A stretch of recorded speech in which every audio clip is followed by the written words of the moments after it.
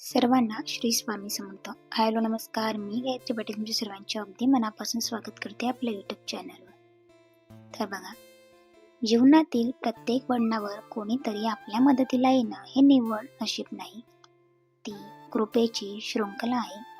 आपण फक्त आपली श्रद्धा मात्र टिकवून ठेवायची. बाकीचे धागेदोरे दत्त महाराज स्वतः विणतात.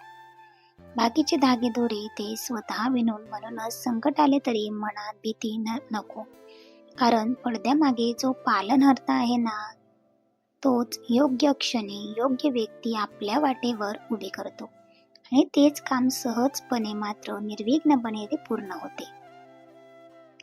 आणि ते काम सहजपणे पूर्ण होते, जणू काही अशक्य हाताने सर्व काही शक्य घडवून आणलेलं असतं.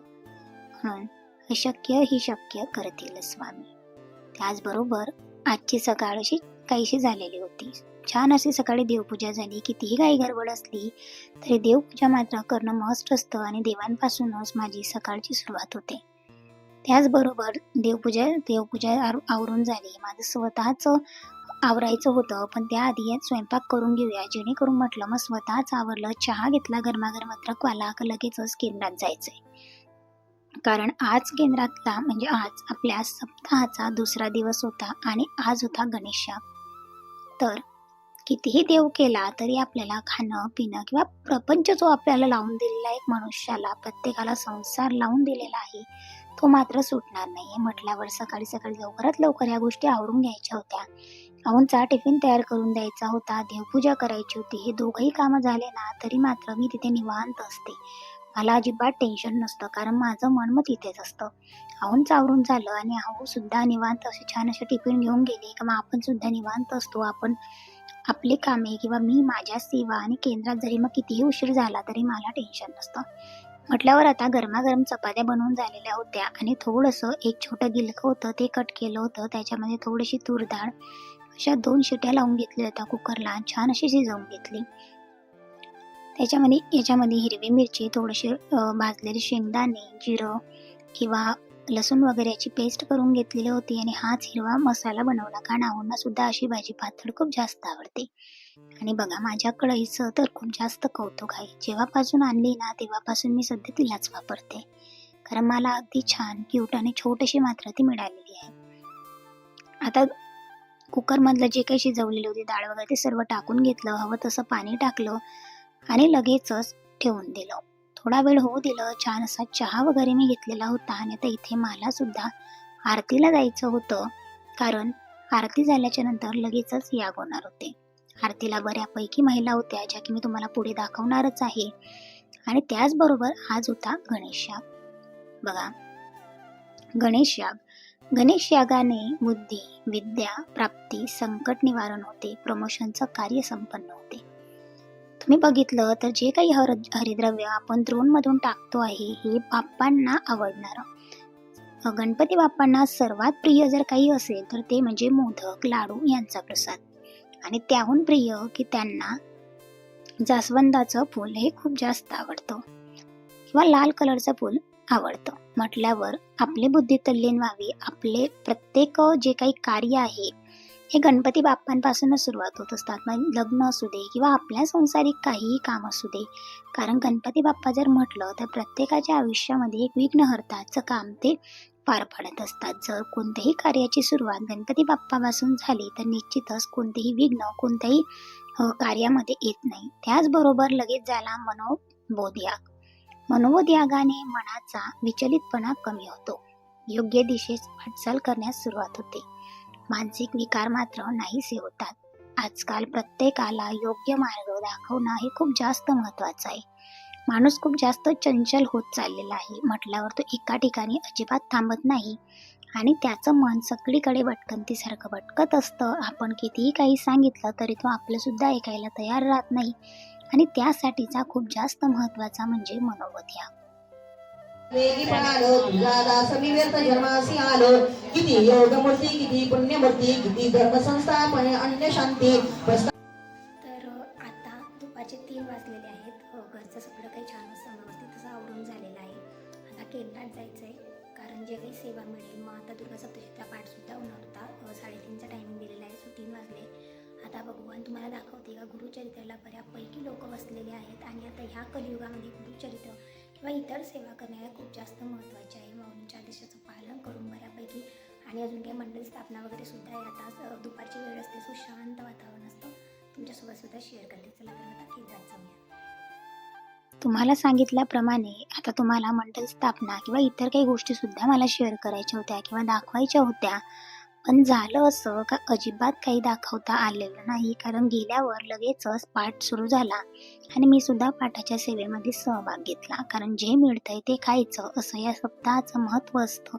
म्हटल्यावर छोट्या मोठ्या का होईना पण सगळ्या सेवा घेऊन द्यायच्या.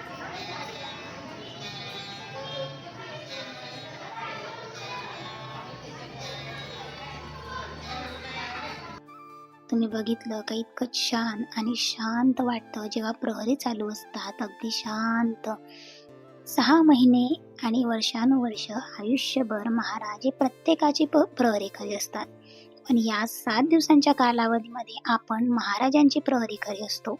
म्हणूनच त्या प्रहरच्या सेवा ज्या काही असतात त्या आपल्याला दिलेल्या असतात, आपण स्वतः घेत असतो आणि याची नोंद कोणत्याही चित्रगुप्ताच्या नोटबुकमध्ये नव्हता. कोणी लक्षात ठेवत नाही की तुम्ही किती केलाय, पण महाराज स्वतः लक्षात ठेवत असतात आणि महाराज स्वतः त्या प्रहरांची नोंद घेत असतात.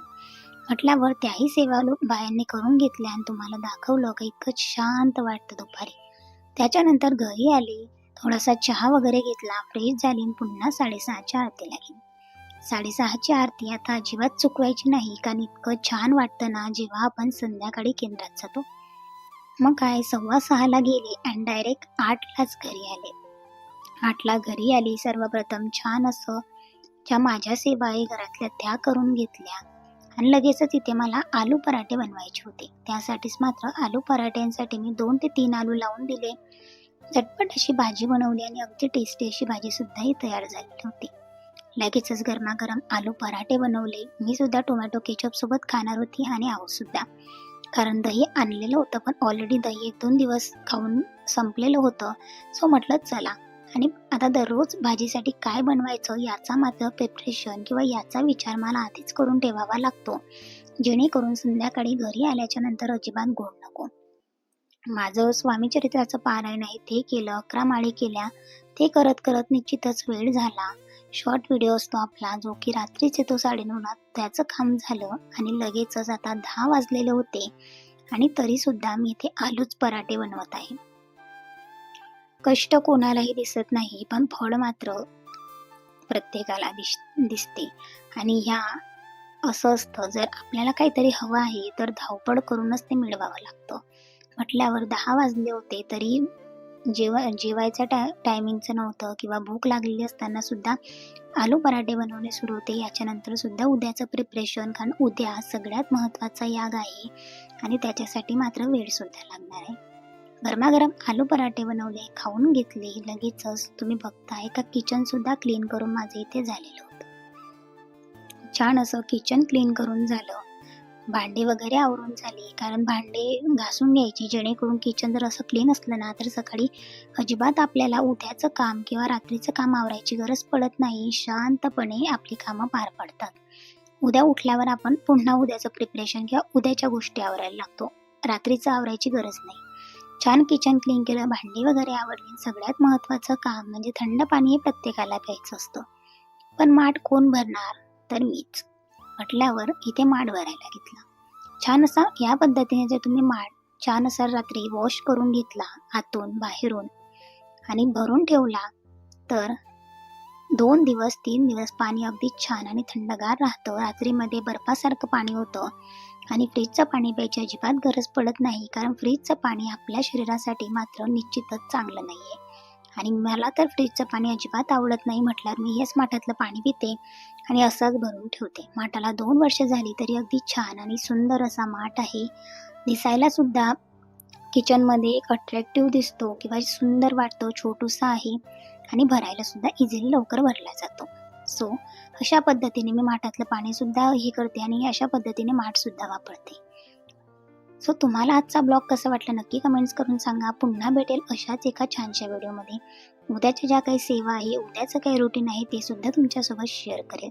तर असा आणि खूप जास्त धावपळीचा होता आजचा दिवस.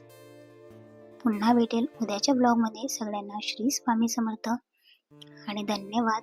अशा पद्धतीने जर तुम्ही माठ भरला तर निश्चितच तुम्हाला सुद्धा अजिबात फ्रीजचं पाणी पिण्याची गरज पडणार नाही आणि 2 महिने थंडगार आणि घरचं तुम्हाला पाणी पिण्याला मिळेल, जेणेकरून तुमची तब्येत सुद्धा व्यवस्थित राहील.